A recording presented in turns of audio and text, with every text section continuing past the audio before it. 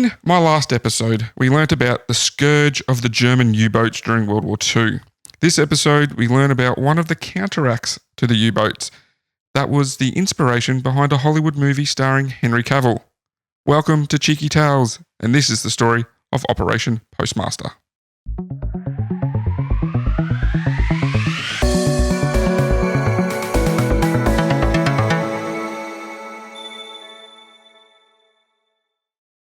But what were they posting? Espionage and sabotage. I don't think you do that through the post. Yeah, probably not. Yeah. No. I love the way that things get named. Unless you're sending out anthrax. Well, that's a callback to 1998. Was that a 98 thing? I think that happened even like in the 2000s. Something like that, yeah. I think it was a post, like it happened again post 9/11. Yeah, never forget. Hey, boy. Hey, what's going on? How's married life? Yeah, still the same. Yep.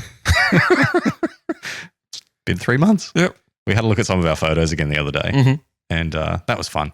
There's like some really nice ones in there of, there's one in particular. Flipping the bird. That's just... Yeah, they're pretty fun. I was showing that off last night because we were talking about like flipping the bird. And I'm like, hey, have a look at my friend's wedding. She's just...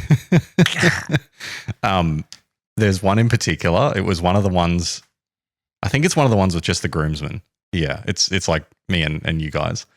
And you're like cuddling me, you got like a hand in the jacket. Like, it's so sweet.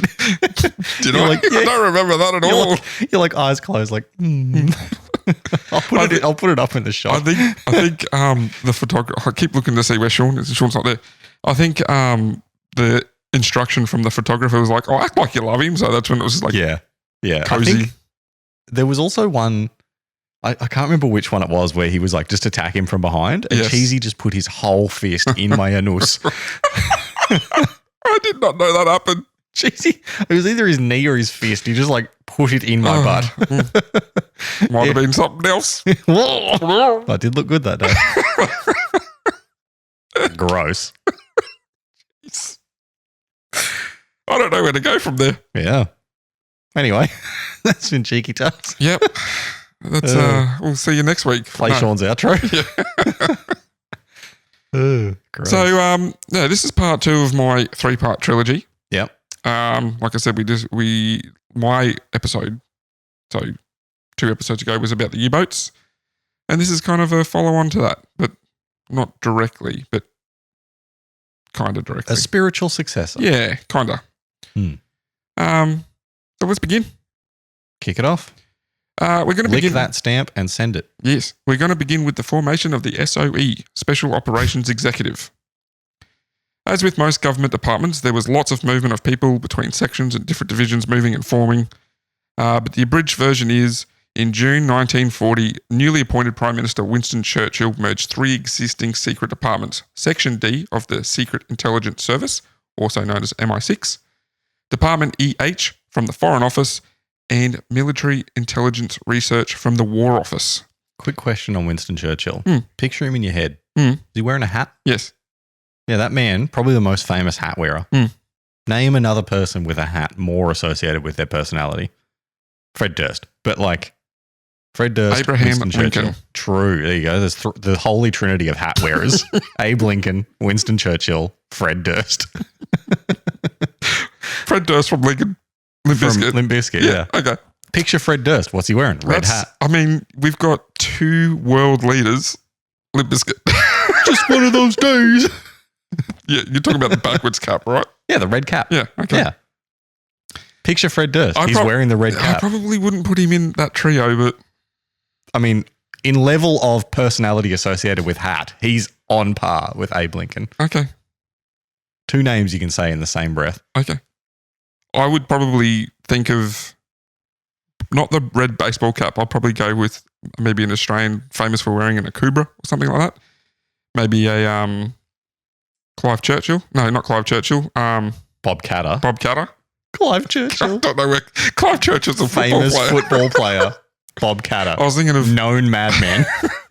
Who was I thinking of? I've worn Bob Catter's hat. Have you? Yeah. He came into the coffee club that I worked at. And I was like, guys, that's Bob Catter. And they were like, who? I'm like, All right, let me explain who Bob Catter is. Yeah, okay, you uncultured swine. And then next minute, Oh, well. they're like, Aaron, come out here. And they had him like at the counter because they said that I knew him. And he's like, well, let's get a photo. And he put the hat on my head. Swimming? Old tiny head Aaron. Oh, yeah. It's like a pinhead thing flopping about. But yeah, that was an interesting afternoon. And I don't have that photo. Okay. Yeah. So I can't prove myself. But All right. it did happen. This has been Hat Chat. I've worn Bob Catter's hat. We're going to have a Hat Chat follow-up. What do you mean? I will just... Supplemental podcast. Yeah, Hat Chat. Yeah, top 10 hats. Yep. We've named 3. Yeah. 4. Yeah. Worst hat? Mm. That little, like, the one that, like, old British men wear. Like a bowler. Isn't that what Churchill wears? A bowler's like the round one with the, like, gutters on the edge. Yeah. Oh, you mean like the little flat... Yeah, flat cap. Like the golf hat type of... Yeah. Hate them. Yeah, I don't mind them. Anyway, back to the story. Well, you mentioned hats. Hamish and Andy, they mentioned hats in their last episode, like the world record for the tallest hat. Yeah. Yeah. Did you see when they did the wide brim? Mm-hmm. Yeah, that was very funny. The 5. Yeah. There you go. Another iconic hat. The one in Scream. The one in Scream. Yeah. So there's a bit in Scream where the, I don't know if she's the sheriff or she's just like one of the police officers. Not Scream, Scary Movie. Every time they show her on screen, her hat just keeps getting bigger. Oh, okay. And like at the end, it's fucking huge. Yeah, right. So those 3 departments were merged. Mm-hmm. Thus, the SOE was born with the direction from Churchill to set Europe ablaze. Okay. That was like what he told the first director of that. Yep. Interesting. Seems a bit extreme. Yeah. Well, this was at the kind of point where things weren't going well for England or the Britons in World War II. They were kind of losing at that point. So, interesting side note here, one other department formed that was for the purpose of creating weapons for irregular warfare. Ministry of Defence 1, pretty much military research and development. Well, it's called MD1, so Military Defence 1. It was not formally integrated into the SOE and remained independent, but worked closely with the SOE and was informally known as Churchill's Toy Shop. Nice. I thought that was a pretty cool little name. So he was heavily involved in SOE toys. And like this kind of ungentlemanly warfare is the name of the movie and also what it was called. Good name. Also so British. Yeah. Ungentlemanly. Oh, there's a lot of British names in here. Yeah. The director of the SOE is usually just referred to by the initials CD. And Compact disc. Yes, and the first was Sir Frank Nelson. He was under the political leadership of Hugh Dalton, who was Minister of Economic Warfare at the time. So they kind of had like a political head and like a military head. Yeah. Interestingly, Dalton was removed from that position in February of 1942. Speculation as to why was because he was allegedly using SOE's phone tapping capabilities to listen to conversations of fellow Labor ministers. Watergate. And or he was viewed as too communalistically inclined. He was a filthy red. Down with communism. Yes. Yeah. He was also very interested in just like his kind of warfare or like stirring unrest was like causing labor strikes and riots and all that kind of stuff. So obviously very different from what was previously used like in for warfare. The aim of the SOE... Thank you for that robot vacuum cleaner. It's about to get a bit noisy. I better... is that saying it was going to start? Yeah, I better sort that out in a sec. Yeah, the vacuum's just going to start going in a second. Oh, come on, please. I can't wait. Unless it just forgets where it is. Oh, no, it's like stuck on the power cable. Is it? Oh, there it goes. There we go. I'll sort that out. I'm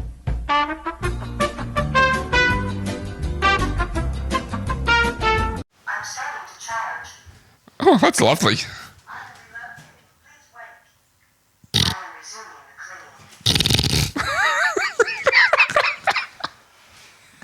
I hope you were in my shot.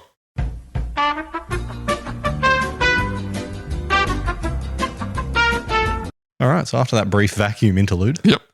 The aim of the SOE, as with its leadership, changed throughout the war, but they pretty much revolved around one central idea: sabotage and subversion of the Axis war machine. Sabotage. Sabotage. Sabotage. Why do you got to say it like Ree's favourite actor? Adam Sandler. Yeah. Well, I don't think it's him. I think it's a cartoon of some sort, isn't it? Oh, I don't know. Sabotage. That's how he talks. Like, have you seen that bit where they're talking about Timothy Chalamet? Yep. And she's like, just Timothy Chalamet. You say his name like Adam Sandler would. Chalamet. Chalamet. Chalamet. Timothy Chalamet. Yeah. You can see it now, can't you? Can I be honest? I don't get the hype around Chalamet. No, He's neither do I. really boring. Yeah. There's nothing exciting about him. I mean, he's okay in Dune. Yeah, but like... You haven't seen Dune, have you? No. Of course I haven't. What do you mean? I've never seen any movie ever. No, never. Anyway. So, yeah, like idea was sabotage and subversion of the Axis war machine through indirect means. Sometimes, however, the SOE did engage in direct military actions, with the example of Operation Harling, which saw the cutting of supply lines for Axis troops fighting in North Africa. Right. So sometimes they did just directly engage in like front-to-front battle. The North Africa bit, like everyone forgets that World War II had a huge African bit. Oh, North Africa was massive. Yeah. It was, we always, the movies and all that always center around like Europe. Yeah, like France and Germany. Yep, the European campaign and the Pacific campaign, but North Africa was just as bad, if not worse probably. A lot of tank combat in North Africa. So.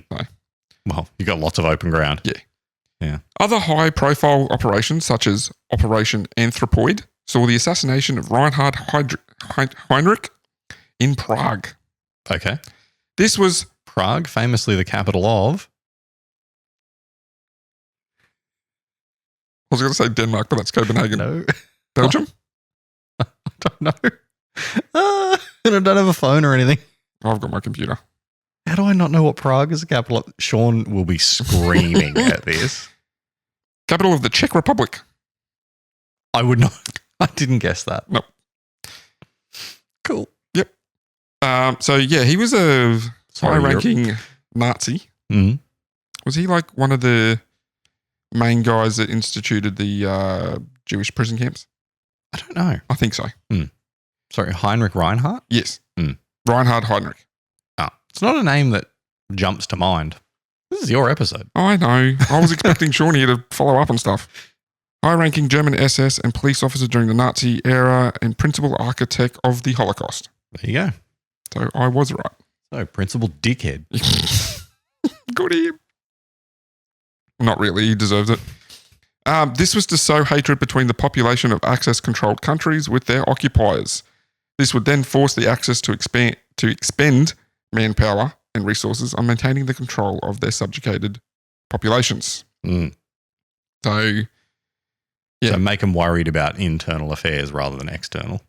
Make them spend resources on internal ones to weaken the external. Yeah. Even though there were smaller successful missions in the SOE's life, Operation Postmaster is considered the first major successful mission and was used as a model baseline on how other missions should be conducted in precision and boldness. In 1941, British Admiralty started receiving reports that so we're onto the operation now. They started receiving reports that German submarines, the U-boats, were using the rivers in Vichy French parts of Africa as a base. Vichy? Vichy, France was the occupied rulership. Okay. The ones that were like, we're French. We love the Nazis. But you're not French. So the Vichy French parts of Africa as a base for refueling. A unit was selected and formed to investigate these reports. The Small Scale Raiding Force, or the SSRF, also known as the Number 62 Commandos. This unit consisted of a group of 55 commando-trained personnel and was led by Major Gus March Phillips. Right. The unit split and headed for Freetown, Sierra Leone, arriving in September 20th, 1941. So they were told... was Freetown the name of the place? Yep. What a great name. So yeah, the town of Freetown in Sierra Leone. They pretty much would like go and see where these U-boats are going to be refueled. Because these are the U-boats, as we discussed in my last episode, that were terrorizing the Atlantic Ocean, hitting supply convoys, merchant ships. So go check Hospital out ships. the UIs. Mm. Where are they? And they were so they split into two groups. There was a smaller group with Gus March Phillips, like 5 of them in like this massive yacht. And then the rest of the force got there a couple of days earlier, and they agreed to meet up or rendezvous in Freetown. Rendezvous. They sailed the many rivers and the deltas of the region searching for the submarine base. Unfortunately, they failed to find the base or any evidence of submarine activity in the area. They remained in the area after stopping the search and became aware of 3 vessels in the quiet port of Santa Isabel on the Spanish island of Fernando Po, which itself was about 30 kilometers off 30 kilometers off the coast of Africa. Right. So there's a tiny little island, Spanish controlled. Espanol. This is going to be tricky. Although Spain was officially neutral in the war, its government under Francisco Franco was sympathetic to the Axis cause. Ideal situation for the newly formed unit.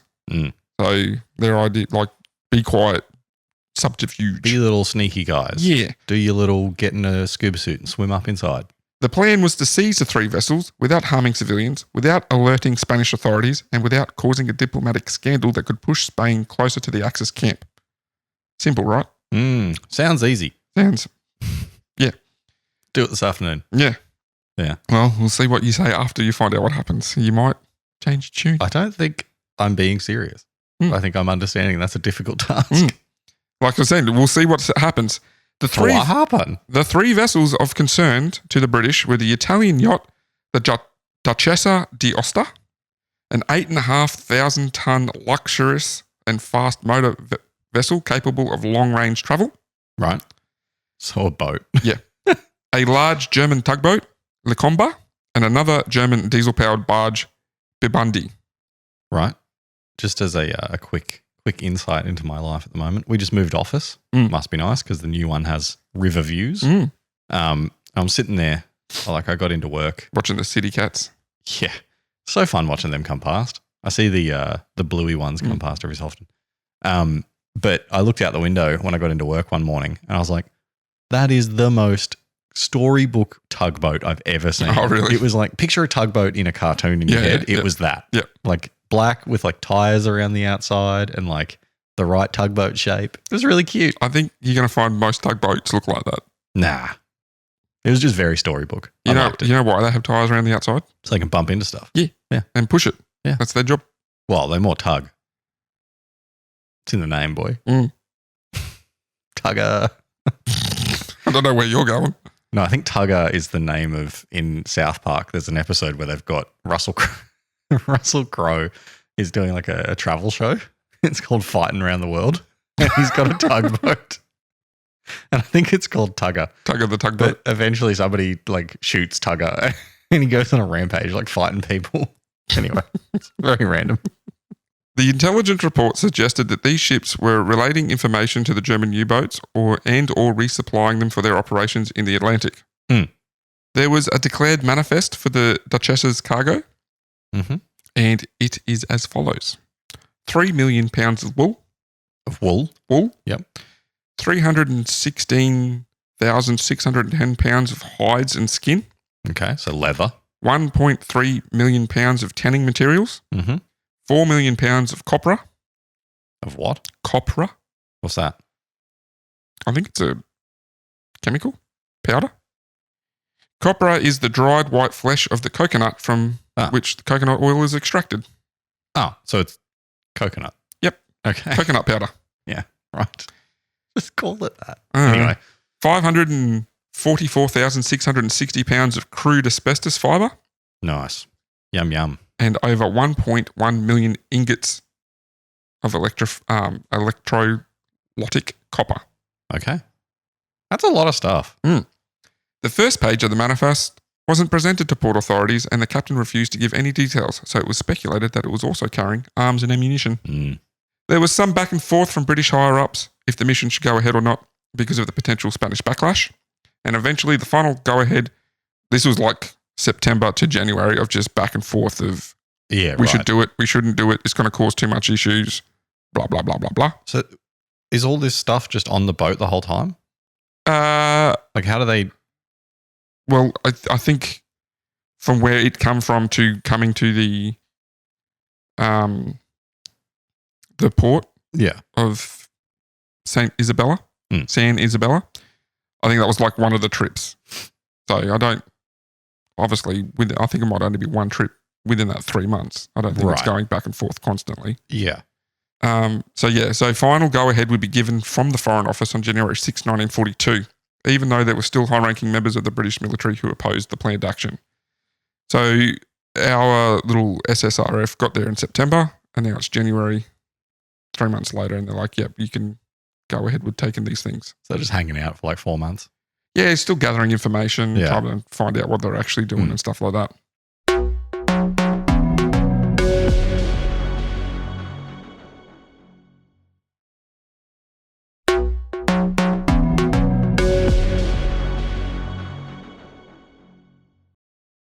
Richard Lippert, who was an SOE agent, had taken up post on the island under the guise he was working for a shipping company with offices in the port town.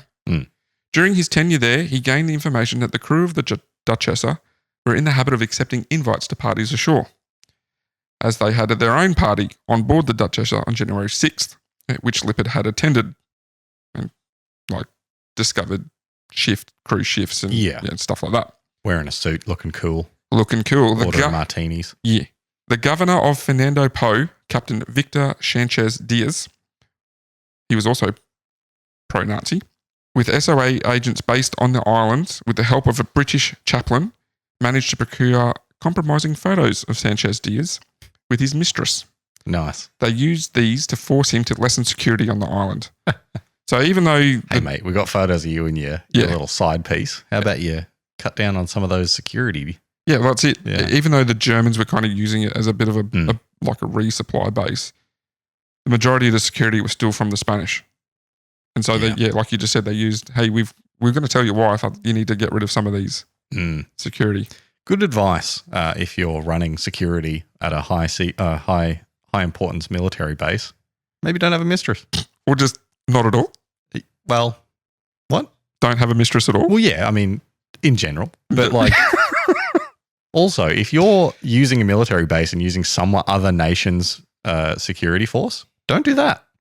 Have your own security force. Don't be lazy. Well, I think that might have caused a bit of a problem being that, like I said, Spain was neutral. And true. If they had a German base with German people. Yeah, I can see that. Yep. Well, you get what you get. On the night of the planned raid, January 14th, Lippert had organised the captain and officers from all three ships to be invited to a dinner party hosted by local Alblenio Zorilla. Right. I really thought you were going to say albinos. I was trying not to, and it kept on wanting to come out. The guy from the Da Vinci Code who was having a party. At 11:30 p.m., 2 tugboats which had departed from Lagos. 2 tuggos, yep. The Vulcan with March Phillips and his second-in-command, Geoffrey Appleyard, and the Newtian entered the harbour and put their plan into action. The Vulcan headed to the Duchessa and the Newtian to both the Lincolnba and the Bibundi as they were anchored together. Mm-hmm. So the Duchessa was off by herself. The tugboat and barge were anchored together, close by, but not together. Silently and quickly, the commandos boarded the 3 vessels, quickly overpowering the skeleton crews left on board as the rest were getting smashed at the dinner party. Explosives charges were placed on the ship's anchors and docking chains, and when detonated, all 3 vessels were towed out to sea. This was all done without a shot being fired and took about 30 minutes. Wow. That's very quick. Very quick. Yeah. Very easy. I was kind of building up to it. This is going to be difficult. Yeah. And they just got on and they're like, hey, do you want to get shot? No. Yeah. Okay. Pretty much. Jump in the harbour. No, I think they took him prisoners. Yeah, I mean, that makes sense. Yeah, took him prisoners. Explosives on the chains. So did they take the boats out and then blow them up? Or did they blow them up and then drag them out? No, they blew up the chains. Oh, right. So to release them from their anchors and their docking chains, and then towed them out to sea. Yeah. Zorilla, the guy who organised the party, was an excellent host of the party and a master of detail. He kept their alcohol flowing and had also arranged the seating plans so the honoured guests had a full view of the party with their backs to the window, facing away from the harbour. Nice. And somebody's like, hey, you should probably turn around. He's like, no. Yeah, he was... The wine is in front of me. This fella was anti-Nazi. He was Yeah. not happy with the Germans and stuff like that. So Yeah. he was happy to help the SOE.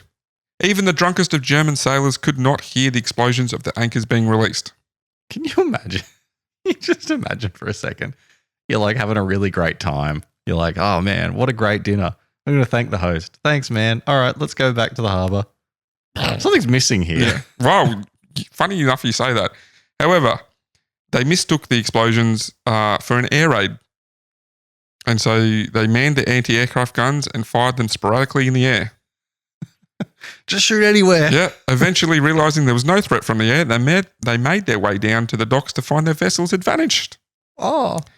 Allegedly, the shock of the inebriated soldiers made such a spectacle that the locals that had gathered started to burst out in laughter. Where are our boats? So you're not too far I off. parked it right here. Dude, where is my boat? What does mine say? Wunderbar.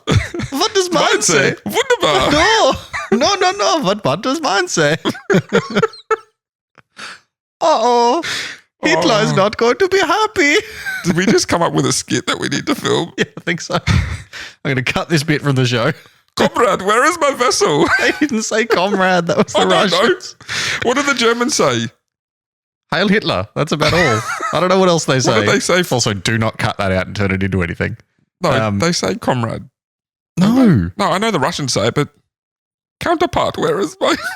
I don't know. As a Nazi, where is mein Boot? Uh, Where is das Boot?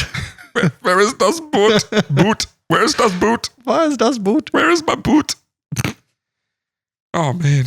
But yeah, so apparently the locals knew what was going on. They knew where the explosions were. They weren't randomly looking up in the air firing. Yeah, because they were probably down the harbour. Yeah, probably. Having a nice harbourside fish and chips. But yeah, probably wouldn't laugh at Nazis like in my country though if I was a local. No. Mm. No. But then, like, they're not anti-Nazi. Like, the Spanish were neutral. So they can laugh at everyone. Yeah, true. Still. Yeah. Anyway. So out to sea. So, like I said, they towed these boats out to sea. January 15th, the tugboats and the captured vessels were intercepted by the HMS Violet. Yep. That was a British ship that had been dispatched to the area to meet up with the group of vessels to provide Britain with their cover story that the Italian and German vessels were intercepted while heading out on their own accord. Good. So they already put that in the plan that this warship would meet be them. there. Yeah. And they would have the story like, oh, we captured these vessels as they were heading out for resupply or whatever like that. Yeah. Naturally, the Spanish government was furious, but there was really no diplomatic consequences as there was really no evidence that the British was involved. The Brits downplayed the incident, claiming it was the Free French operatives that carried out the raid. Germany would claim that a British destroyer had entered the harbour, deployed depth charges to blow up the anchor chains, and shot all the vessel's crews. Who did that? Germany would put out the Germans. The Germans would put out a story that a British destroyer had come in and did that.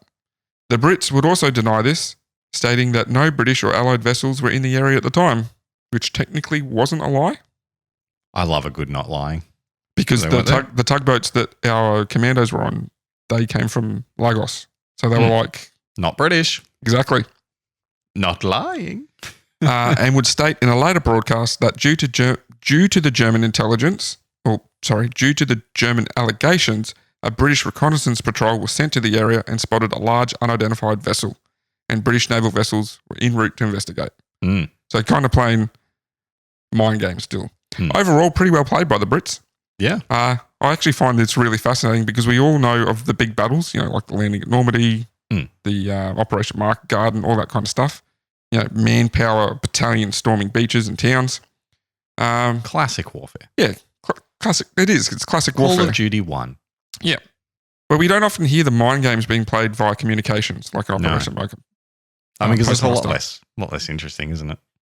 I find it interesting. You can't really make a movie out of out of sending fake news. Well, they have. What? Yeah, it's the League of... not the League. Yeah, but that's still an action movie. No, I know. You can't really make a movie about sending fake news. Yeah. Well, it is. It was fake news. I find it really well done that they had the British destroyer there ready to pick them up, had their cover story, And they're like, oh, you claim it was us? We're going to investigate this. Oh, there's an unidentified vessel there. We're sending more boats to investigate. Yeah. So Smart. Very smart. It's almost like they're good at this. Well, this was like kind of the first time too that they'd done it. It was like developed this kind of espionage, I suppose.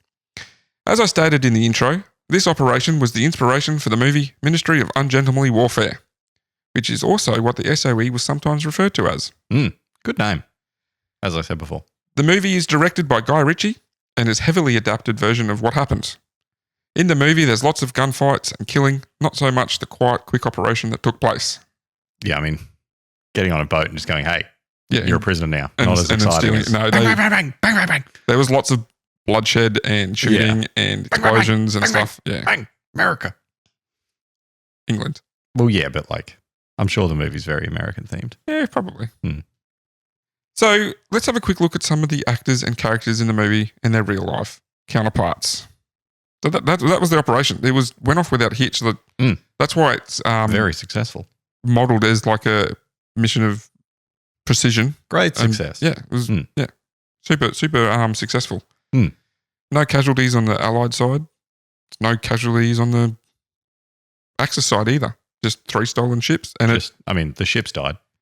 Wait, Well, did they? no. Did they just take them? they took them back to Lagos and they repurposed them and they became Allied ships. Ah. That must be so confusing when you see one of them and it's now like a different country. Because I would assume that they look German. How does a tugboat look German? Does it have like a little SS? Tugboat? No, the boats they stole. One of them was a tugboat. They stole a tugboat. Yes. Why? Because it was probably it was probably Looked like a storybook tugboat. it was probably tugging the submarines into dock and stuff like that. Yeah, right. Oh, well. So there was a German barge and a German tugboat and the Italian luxury vessel, which was like a cargo vessel pretty much. Yeah. Right. I guess they wouldn't really look German. They got a little SS hat, a little SWAT sticker. Little Arm pad. swastika everywhere, yeah. How does it look I guess you German? just paint over that. Yeah. I don't know. I just like you see Has the tugboat got a little black moustache and a comb over? its arm permanently up. It's got like a little arm, little right arm pointing upwards.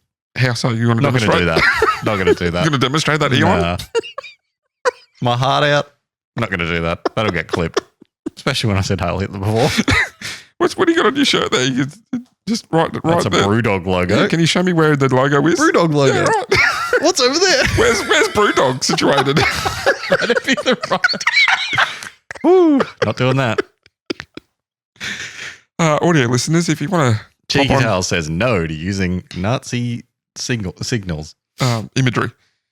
Yeah, audio listeners, if you want to quickly jump across to the YouTube video and see me try and set Aaron up there. That's a bit of a visual gag, that one. Yeah. I was so tempted to do it for the laugh, but then you'd never get that off the internet. No. 20 years' time when Aaron's running for state office, here comes this video of just... And I will be running for state office. Political ambitions over here. The Honourable MP, Aaron. I'm not going to dox you with your last name. It's even though it's in the title of the title of the show. Anyway. It's every episode has it at the bottom. Yeah. So Jeffrey Appleyard, portrayed by Alex Pettifer. Mm-hmm. I wouldn't expect you to know that actor. No. I didn't know that actor. There's only really 2 actors in this that I really know. Anyway, he was already a distinguished soldier before volunteering for the Commandos in 1940. He was awarded the Military Cross for his gallant and distinguished services in the field for his part in rescuing 2 operatives from Operation Savannah from the coast of France. He then joined the team for Operation Postmaster and afterwards was awarded a bar for his Military Cross. So you can't get the Military Cross again. You get a little bar on it. You get a little bar for it, yep. So technically he was awarded it twice, but you don't get the medal twice. He continued being involved in the SSRF raids along the French coast, but an injury prevented him from taking a part in Operation Aquatint, which was a disastrous operation for the 10-man squad after half being killed and the other half being captured. That's not a good follow-up. No. He was also a part of Operation Basalt, which landed... Basalt? Basalt. Basalt. tomato, tomato, potato, potato, which landed at Sark, capturing 5 Germans. When one tried yelling a warning, he was shot, alerting the rest of the German forces there. On retreating, 3 more prisoners tried escaping, leading them to be shot and killed as well. This action enraged Hitler so much it caused him to issue the infamous, here's a German word, let me have a crack, Kommando Befehl. That didn't sound that hard. It didn't, but it looks bad. Which in English is the commando order, which stated that all captured commandos were to be shot without exception. Jeez. So these, like the SSRF, these commandos were like almost like guerrilla style, just hit and running, like positioned along the coast. It made Hitler quite angry. Yeah, I can imagine. And he's such a chill guy, you wouldn't expect it. Yeah. In the movie, the squad, led by March Phillips, on the way to Fernando Po, had to stop and rescue Appleyard from a German outpost on an island, killing everyone and blowing up a radio building. So it was one of the bloodiest scenes in the movie. Yeah. This isn't true. So Appleyard was never captured and it didn't need rescuing. But the movie makers did say that this sequence is somewhat based on a real story. Right. Where 4 or 5 soldiers arrived and the Nazis who were stationed there, some who were showering, all gave up immediately, with one allegedly fainting. Yeah, if someone comes in while I'm having a shower with a gun, I'm pretty much surrendering. Yeah. Very vulnerable position. So yeah, there was like 5 soldiers attacked this German outpost, and then they all just went, "We give up," and yeah. Could I have a towel? Pass me the towel. Pass the towel. Cover my schnitzel. Do you have a tattoo that says "wonderful" on the back of you? What? What does mine say? What? Not now, Fritz. Germany. Appleyard was then part of forming the inner circle for the new 2nd Special Air Service, SAS, and it was its 2IC. During July 1943, the Allied invasion of Sicily, Appleyard supervised the airdrop of SAS paratroopers, and on the return flight over the Mediterranean, Appleyard's plane disappeared and he was declared missing, presumed dead. Ooh. So yeah, this SSRF and these 55 commandos pretty much were the prelude to what we know now today as the SAS. And therefore SAS Australia, our favourite TV show. I thought Married at First Sight was your favourite TV show. It changes depending on what's funny. Depending on which is actually on. I haven't watched MAFS in a few years now. Really? There was that one season I got really into and then never again. Kind of like The Bachelor. I watched the one with the honey badger. You watch the trashiest shows, honestly. Don't even start. Don't even start. All those romantic. I'll watch one season, then give up. Okay. One season of The Bachelor, it was the honey badger season.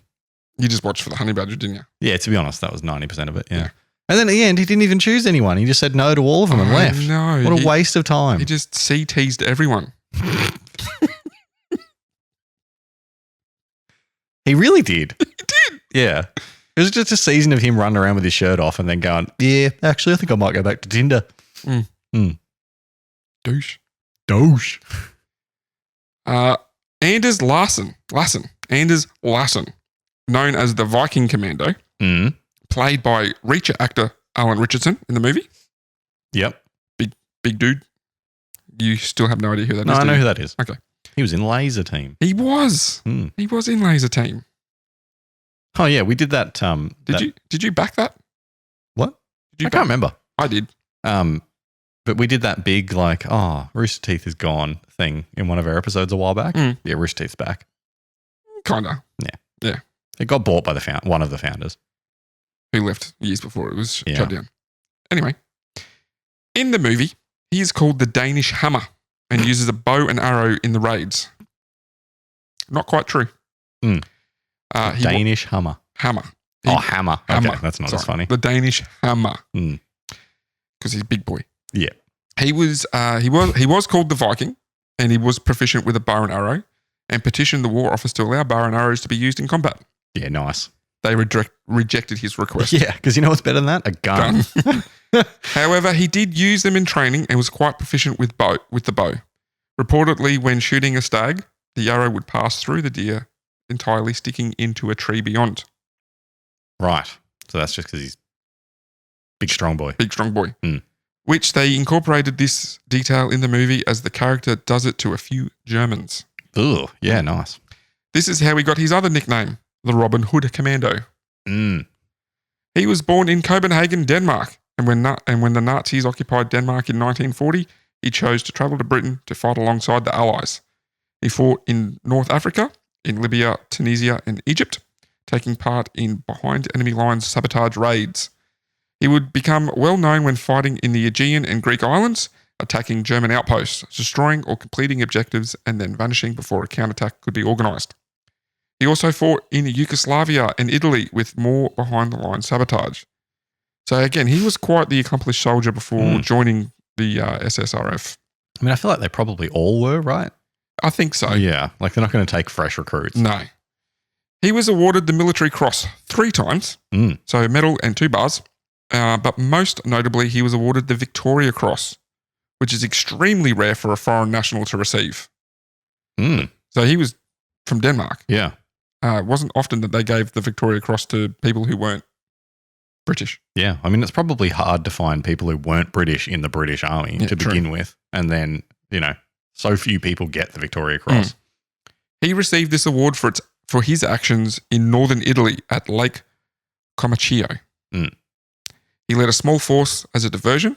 His job was to make the enemy think there was a major landing force to draw attention away from the real Allied assault. So I think it was him and maybe 11 or 12 other soldiers. He advanced down a single road and was engaged by multiple machine gun nests. Known for never retreating until his objectives were completed, he kept advancing, taking out 2 machine guns quickly with grenades. Using covering fire from his small force, he advanced on the second position, again taking out the position with more grenades. His force had then taken some casualties, but he reorganized them and advanced on the third position, attacking again with grenades. He got meters away and ordered the remaining enemy out of their position. While yelling at the troops, he was hit from gunfire from the left, mortally wounded. But even as he was falling, he still managed to fling a grenade at the position, taking it out enough for the remainder of his forces to advance and capture it. He refused to be evacuated, stating it would impede the group's withdrawal and would endanger more lives because they were running low on ammunition and stuff. So he's like, just leave me. It's going to take out the rest of you. Overall, through his leadership and complete disregard for his own safety, 3 positions were taken out, which included 6 machine guns, killing 8 enemy combatants, wounding others, and taking 2 prisoners. That led to Major Anders Lassen receiving the Victoria Cross posthumously. He has a statue in Copenhagen and is remembered as one of Denmark's greatest war heroes. Yeah, I can see why. Yeah. What a cool guy. Pretty badass. Yeah. Cool guy is like the most reductive way I could say what he was. Pretty sick guy. Yeah, just flinging grenades at positions. Yeah, just hucking G's. Yeah. Taking B's. So in the movie, Alan Richardson, big beefcake dude. Yeah. He's like punching Nazi soldiers. Yeah. He rips the heart out of one of them in a scene and stuff like that. So realistic thing to do. Yeah. They played him up a little bit in the movie. But only a little. Yeah, well, I mean, not too much. Yeah. So obviously that Italy assault was after Postmaster, Operation Postmaster. The main character of the movie and of my story, Major Gustavus Henry March Phillips, played by Henry Cavill. He was often known as Gus. He is often described as a very charismatic man and an inspirational leader. We heard earlier that of his influence in leading Operation Postmaster and the SSRF, which would be the foundation for what we know today as the SAS. Gus married, after Operation Postmaster, fellow SOE agent Majorie Stewart, who is in the movie, portrayed by Isa Gonzalez. But unlike the movie where Majorie is on the island as an undercover agent, in real life she was an intelligence officer who never saw action in the field. Marjorie. What did I say? Majorie. I think they actually say Majorie in the movie. Do they? Well, they're wrong. I'm probably wrong. Anyway, so those two are married. Right. How lovely. After Postmaster, March Phillips would lead Operation Aqua Tint. That's also a good name. I've said it before, if you remember. Yeah, I remember you. Alongside Appleyard, the mission I mentioned earlier that went wrong with the SSRF, March Phillips was one of the men killed during that raid. The raid was launched at the wrong beach and they came under extremely heavy gunfire. This was at St. Honorine des Pertes, which would later become part of Omaha Beach on September 12th, 1942. Omaha. So what I read is, they were meant to just do like one of these night raids, take out like a radio position or something. Yeah. I think it was for a radio position. Appleyard actually mistakenly identified the wrong beach and they landed at this one, which led to half of them getting killed. And there's 2 reports on what happened to March Phillips. One was he was shot while swimming ashore after his canoe had taken damage. The other one was he was like holding a position, allowing some of his guys to retreat when he was shot. So. And this was September 12th, 1941. Postmaster was September 1942. Postmaster was January 1941. So not that long. It was only about 6 months after he actually got married to Marjorie. That's a shame. Yeah. So his legend lives on. One last person who was in the movie, Ian Fleming, played by Freddie Fox. He was the personal assistant to Rear Admiral John Godfrey, the Director of Naval Intelligence. And Fleming was a major contributor to the planning of and political navigation of Postmaster. So he planned it, and like what we were talking about before, like the subversion of wasn't us, it was blah, blah, blah. Yeah. And yes, that is the same Ian Fleming that would go on to write the James Bond novels. And it is widely believed Gus March Phillips is one of the men Fleming based his iconic character after. Which the was name's Gus. Yeah. No, March Phillips. Gus March Phillips. This will see the end of this episode because my next episode is exactly that. The men who inspired James Bond. I just remember that meme where it's like Bond saying his name wrong and then he's like, I'm having a stroke. Oh, really? I haven't seen that one. Don't worry. That's irrelevant. Yeah, good episode. I love hearing about these like slightly less known events in the wars because like those guys are all heroes. Oh, yeah.